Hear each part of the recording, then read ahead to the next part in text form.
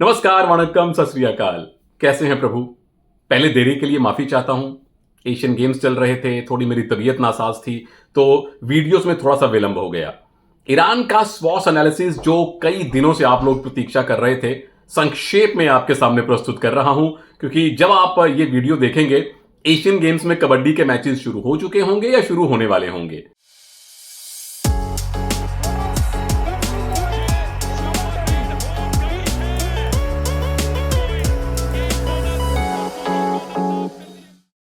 Iran ने 12 खिलाड़ियों का दल भेजा है, जिसमें से मुख्य रेडर हैं 4, एक ऑलराउंडर हैं और 7 डिफेंडर ये टीम लेकर गई है। उन सारे खिलाड़ियों के नाम आप यहां पे पढ़ सकते हैं।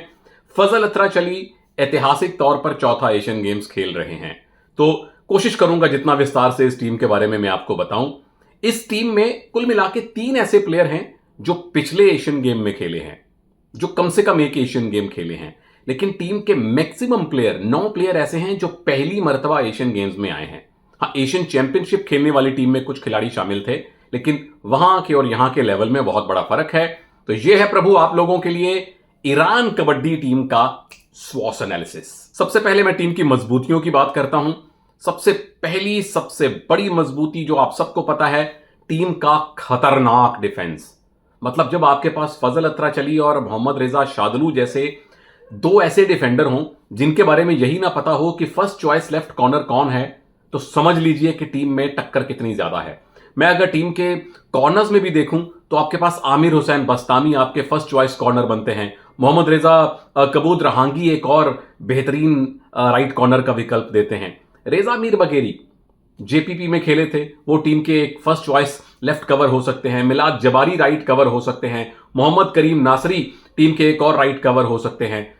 तो डिफेंस में एक से बढ़ के एक सूरमा प्लेयर इस टीम के पास हैं।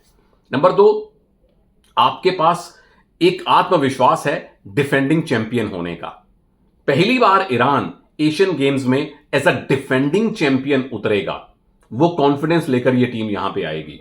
नंबर 3, आपके पास 9 प्लेयर जो पहली बार एशियन गेम्स खेल रहे हैं, वो आपकी कमजोरी भी बन सकती है, वो आपकी मजबूती भी बन सकती है, क्योंकि उन खिलाड़ियों को एशियन चैंपियनशिप के 1-2 मैच अगर छोड़ दे, किसी ने ज्यादा खेलते नहीं देखा है। हमारे हर एक प्लेयर के भर भर के वीडियोस इंटरनेट पे पड़े हुए हैं। उनके पास अननोन खिलाड़ी क्या स्किल लेकर आएंगे, बहुत ज्यादा हमें या किसी को उसके बारे में पता नहीं है। नंबर 4, आपके पास टाइटल जीतने वाले कैप्टन भी हैं, टाइटल जीतने वाले कोच भी हैं, और इन दोनों के कॉम्बिनेशन, फजल अतराचली और गुलाम रेजा मजंदरानी के कॉम्बिनेशन ने पिछला एशियन गेम्स जितवाया था। तो ऐसा कैप्टन भी है जिसे एशियन गेम जीतना आता है, ऐसा कोच भी है जिसे एशियन गेम जीतना आता है। हमारे पास ऐसा कोच है जिसे एशियन गेम जीतना आता है, अश्विन कुमार साहब, संजीव बालियान, जो खुद as a player Asian Games जीत चुके हैं।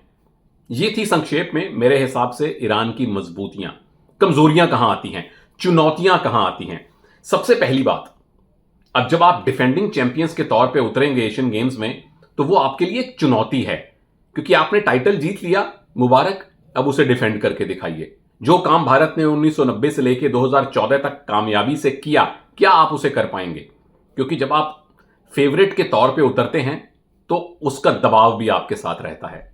नंबर 2, जैसा मैंने पहले बताया कि 12 में से सिर्फ 3 खिलाड़ी ऐसे हैं जिन्हें एशियन गेम्स खेलने का अनुभव है। 9 खिलाड़ी पहली बार एशियन गेम्स विलेज का हिस्सा बनेंगे, तो उनके वीडियो अवेलेबल ना होना ये ईरान के लिए अच्छी बात है, लेकिन एशियन गेम्स लेवल का कंपटीशन मिलना, पवन, नवीन, सुरजीत, सुनील, प्रवेश के सामने खेलना, यह एक बहुत बड़ी चुनौती की बात है। नंबर 3, इस टीम के पास डिफेंडर जरूर विश्व स्तरीय हैं, आप आर्ग्यूबली बेस्ट डिफेंस मान सकते हैं इनका, भारत के बराबर, भारत से 2 दर्जे ऊपर मान सकते हैं। लेकिन कमजोरी यह आती है या चुनौती यह आती है कि रेडर आपके पास उतने कातिलाना नहीं है जो पवन का, जो नवीन का, जो अर्जुन का, जो सचिन का, जो असलम का, जो आकाश का सामना कर सके या उनकी बराबरी कर सके। मे बी असलम, आकाश के लेवल की आप बराबरी कर पाएं, लेकिन पवन जैसा मैच विनिंग रेडर, नवीन जैसा, अर्जुन जैसा मैच विनिंग रेडर कम से कम हमने एशियन चैंपियनशिप में तो इस टीम के साथ नहीं देखा। तो ये कुछ चुनौतियां हैं जिनसे पार पाना पड़ेगा ईरान की टीम को। अपॉर्चुनिटीज क्या है ईरान की टीम के लिए? सबसे पहली अपॉर्चुनिटी यह है प्रभु कि टाइटल को डिफेंड कीजिए। पिछली बार आप जीते, कमाल जीते, आपने भारत को सेमीफाइनल में हराया, कोरिया को फाइनल में हराया, लेकिन उसे रिपीट करें तो ज्यादा खुशी मिलेगी आपको, वो सोने पे सुहागा होगा। नंबर 2, दूसरी अपॉर्चुनिटी है टीम के कोच के लिए, क्योंकि अब तक कोई विदेशी कोच एशियन गेम्स चैंपियन नहीं बने कबड्डी में। गुलाम रेजा मजंदरानी साहब पहले बने थे। भारत में भी अगर आप याद करें तो उदय कुमार साहब और बलवान सिंह की जोड़ी है जो लगातार 2 या 3 एशियन गेम्स तक भारत के साथ रही है। तो गुलाम रेजा मजंदरानी जो इस बार भी ईरान के चीफ कोच हैं, अगर जीतते हैं तो एज अ कोच उनके लिए बहुत बड़ी उपलब्धि ये होने वाली है कि आप पहले नॉन इंडियन कोच बने जिसके पास एशियन गेम्स कबड्डी के 2 टाइटल हैं।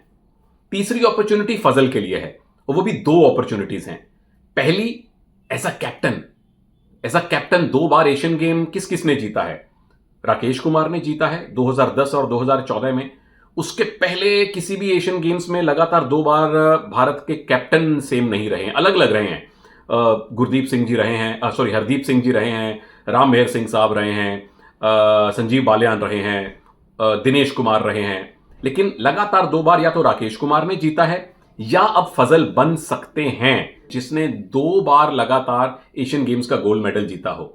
और दूसरी जो अपॉर्चुनिटी फजल के लिए व्यक्तिगत तौर पर है वो ये कि ये उनका 4था एशियन गेम्स होने वाला है प्रभु।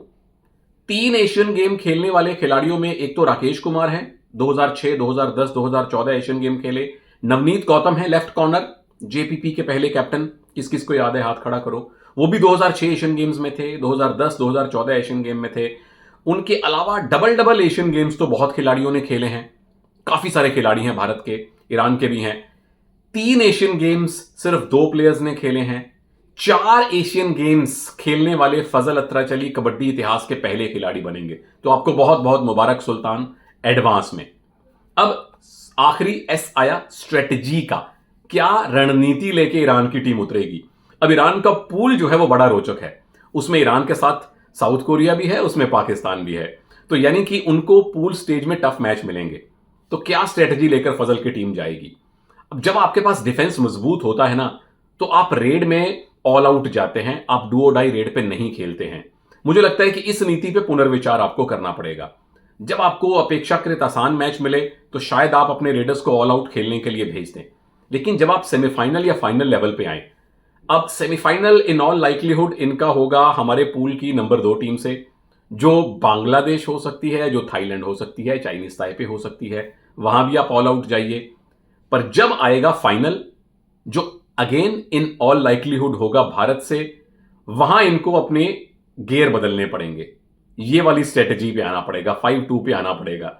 फिर फजल और शादलू दोनों में से एक की चॉइस नहीं होगी, मुझे पूरा विश्वास है दोनों खड़े होंगे, एक लेफ्ट कॉर्नर में, एक लेफ्ट इन में।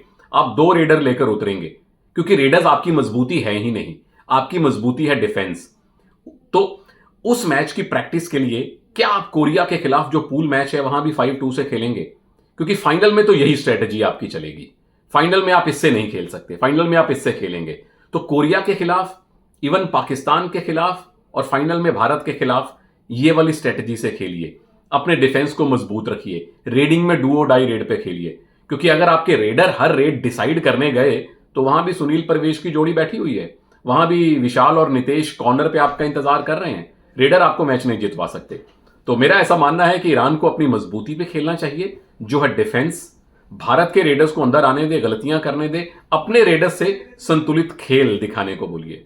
यह था ईरान का संक्षेप में स्वॉट एनालिसिस। आपके कमेंट्स का इंतजार रहेगा और एशियन गेम्स में भारत के 2 गोल्ड मेडल्स का इंतजार रहेगा। जय हिंद।